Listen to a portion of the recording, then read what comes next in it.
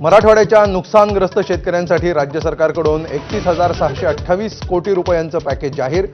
बागायतीसाठी प्रति हेक्टर 32,500 रुपये तर हंगामी बागायतीसाठी 27,000 रुपये मिळणार।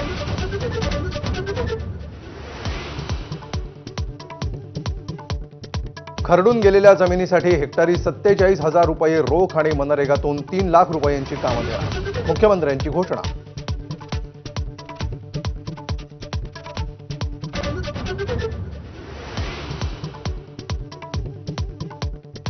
सरकारनं शेतकऱ्यांच्या तोंडाला पानं पुसली, विरोधकांचा हल्लाबोल। मदत जाहीर करताना केवळ आकडे फुगवून सांगितले, वडेट्टीवारांची टीका। तर कर्जमाफीच्या आश्वासनाचं काय झालं, हर्षवर्धन सपकाळ यांचा सवाल।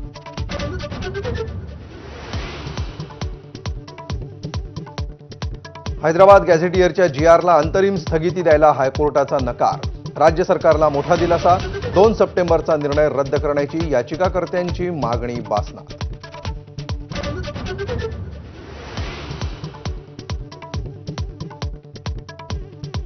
ओबीसी आरक्षणावरून मनोज जरांगेंचा पहिल्यांदाच राहुल गांधींवरही हल्लाबोल। दिल्लीचा लाल्या असा उल्लेख केल्यामुळे काँग्रेस नेत्यांचा संताप।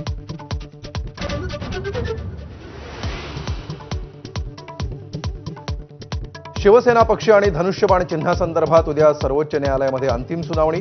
संविधानाला धरून निकाल आल्यास उद्धव ठाकरेंच्या बाजूनच निकाल लागणार, असीम सरोदेंचा विश्वास।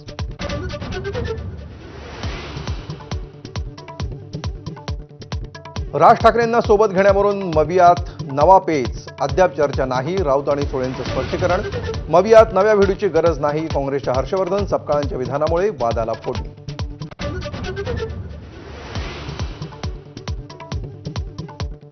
आपल्या कृत्याचा पश्चाताप नाही, माफी मागणार नाही। सरन्यायाधीश भूषण गवईंवर हल्ल्याचा प्रयत्न करणाऱ्या वकील राकेश किशोरची भूमिका। तर ठिकठिकाणी घटनेचा निषेध।